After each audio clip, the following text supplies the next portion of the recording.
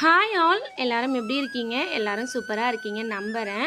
நெறைய பேர் என்கிட்ட வந்துட்டு சாம்பிராணி தூபம் எப்படி போடுறீங்க சிஸ்டர்? ஷேர் பண்ணுங்கன்னு சொல்லி கேட்டிருந்தீங்க. நான் மோஸ்ட்லி யூஸ் பண்ணுறது தேங்காய் ஓடு இருக்கு இல்லைங்களா? அதுதான். கேஸ் ஸ்டவ்வில் ஒரு ஸ்டாண்டு வச்சுட்டு இடுக்கி பிடிச்சி தான் வந்துட்டு வைப்பேன். கேஸ் ஸ்டவ் கிட்ட வைக்கும்போது பார்த்து கேர்ஃபுல்லாக வைங்க. கொஞ்ச நேரம் அப்படியே இடுக்கியில் பிடிச்சி காட்டினாலே நல்லா வந்துட்டு நெருப்பு பிடிச்சிரும். அதை அப்படியே வந்துட்டு அந்த ஸ்டாண்டில் மாற்றிட்டு நல்லா நெருப்பு பிடிச்சி அணைஞ்சதுக்கப்புறமா சாம்பிராணி மேலே தூணுனா சூப்பராக இருக்கும்.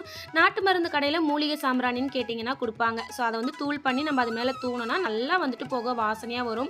அப்படி உங்களுக்கு அது யூஸ் பண்ண பயமாக இருந்ததுன்னா இந்த மாதிரி கப் சாம்பிராணி உள்ள சாம்பிராணி இல்லாமல் வெறும் கப்பு மட்டும் வரும்.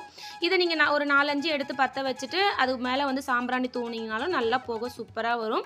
அண்ட் நல்லாவே வாசனையும் இருக்கும். டெய்லி சாம்பிராணி போட முடியலனாலும் டியூஸ்டே ஃப்ரைடே சாமி கும்பிட்ற அன்னைக்கெலாம் இந்த மாதிரி சாம்பிராணி போட்டோன்னா வீட்டில் எப்போவுமே வந்துட்டு ஒரு பாசிட்டிவ் வைப் இருக்கும். ட்ரை பண்ணி பாருங்கள். தேங்க்யூ.